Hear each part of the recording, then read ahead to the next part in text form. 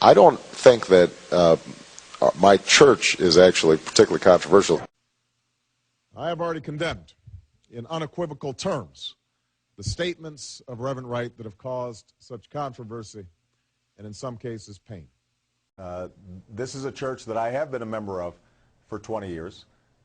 This is a well-established, typical, historically African-American church on the south side of Chicago with a wonderful set of ministries. And what I have been hearing and had been hearing in church was talk about Jesus and talk about faith and values and serving the poor. For some, nagging questions remain. Did I know him to be an occasionally fierce critic of American domestic and foreign policy? Of course. Did you know that he had made these statements before the videotape appeared? You know, frankly, I didn't. I wasn't in church during the time that these statements were made. Now, did I ever hear him make remarks that could be considered controversial while I sat in the church? Yes. I did not hear such incendiary language myself personally, either in conversations with him or when I was in the pew. Did I strongly disagree with many of his political views? Absolutely. Had I heard those in the church, I would have told Reverend Wright that, that I profoundly disagreed with them. They didn't reflect my values and they didn't reflect my ideals. Just as I'm sure many of you have heard remarks from your pastors, priests, or rabbis with which you strongly disagree.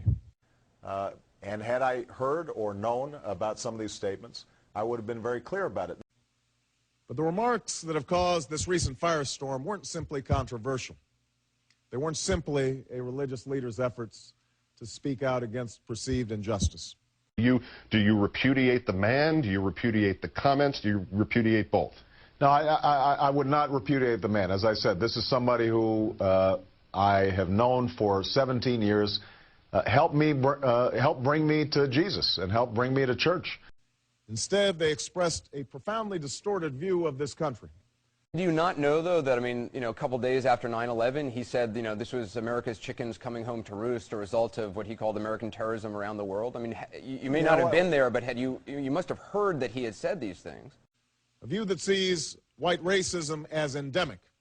And so many of the sermons that I heard were extraordinarily powerful. One of them, which I've written about, titled The Audacity of Hope, is one that I helped inspire my convention speech. And a view that sees the conflicts in the Middle East as rooted primarily in the actions of stalwart allies like Israel.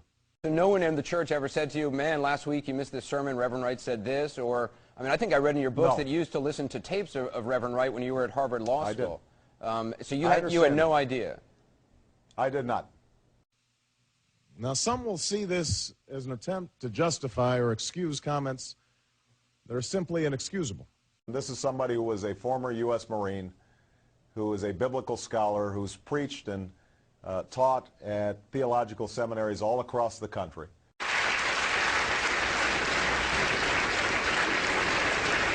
I have to confess that those are not statements that I ever heard when I was sitting in the pews at this church.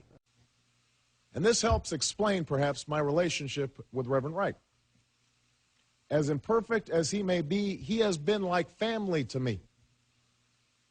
He strengthened my faith, officiated my wedding, and baptized my children.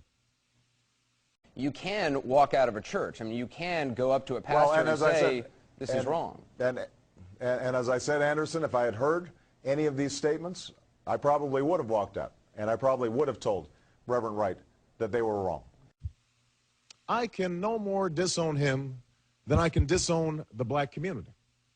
Your campaign saying this afternoon it had no plans to ask Reverend Wright to step down. Obviously, that has changed.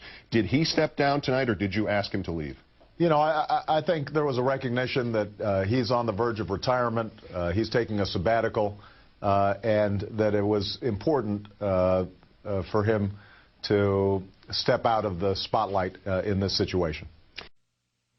And yet to wish away the resentments of white Americans, to label them as misguided or even racist, without recognizing they are grounded in legitimate concerns, this too widens the racial divide.